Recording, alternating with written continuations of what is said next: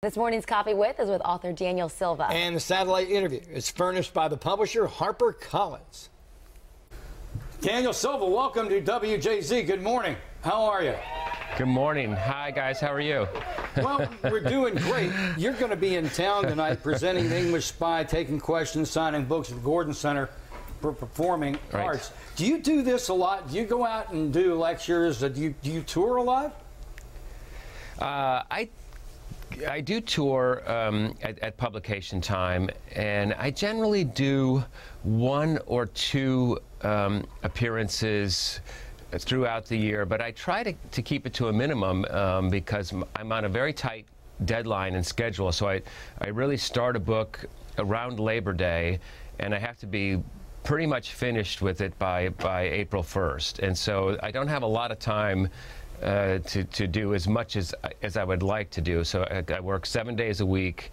I do not take any days off during that period if I can help it, and I still barely make my deadline every year. Wow.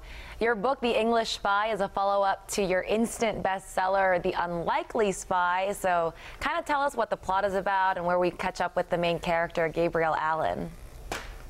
Well, this book is the 15th novel to feature Gabriel. As my readers know, and your viewers, he is an Israeli intelligence officer who has a very interesting cover job. He's one of the finest art restorers in the world. And this novel opens with a bombing of a yacht in the Caribbean, and on board is an iconic member of the British royal family. Gabriel is asked to track down the man behind it. He is a former IRA terrorist who's been selling his bomb-making expertise on the open market, and one of his clients is actually someone who wants Gabriel long dead. Well, you know, you've got a long history with your lead character. Do you keep notes, or have you got all of his background so your continuity is perfect in your head?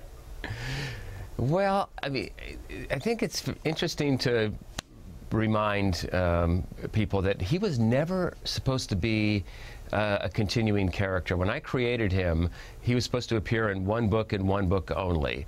And so people always ask me, did you have the whole story, the whole saga mapped out before you started writing? And the answer is no, is that it's evolved over time. And I do sort of, I can see a couple of books ahead and what I want to do, but you know, Gabriel's life has changed and evolved over time, and in sync with what's going on in the world today.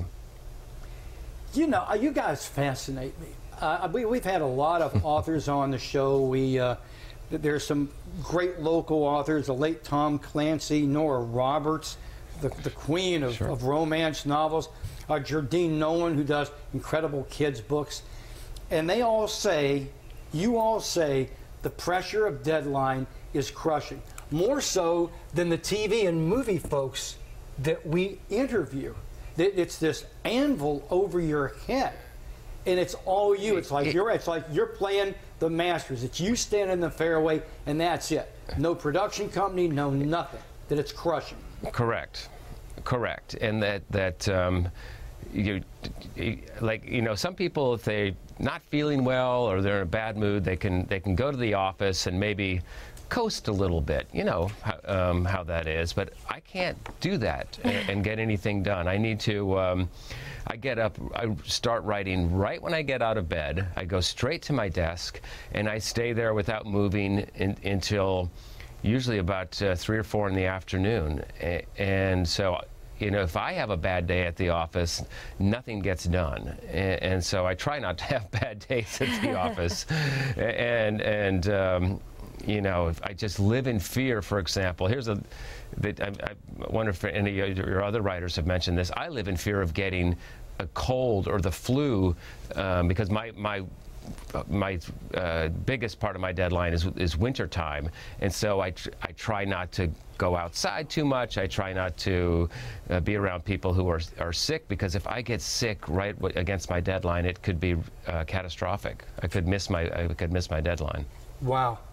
I'll leave you with this one thought. Hemingway in A Movable Feast, actually in a chapter, discusses killing an entire afternoon in a cafe trying to write one word. It's just, it is unbelievable. Maybe he shouldn't have been writing in a cafe. Poor guy. Poor guy. Well, when we meet Hemingway in the next life, Ernest, got to talk to you about that. But hey, listen, our time's run short. Tonight at the Gordon Center for Performing Arts, you'll be presenting The English Spy, and that's great. Have a good time in Baltimore, and thanks for your time. Thank you guys for having me. Okay. Thanks. Bye-bye. For one word. Yeah. He Wow. talks about sitting there and all the other expats, Gertrude Stein, Ford Maddox Ford, all these legendary people were coming in and going, "You got a problem there, Ernest?" I'm just trying to figure out this word. Okay.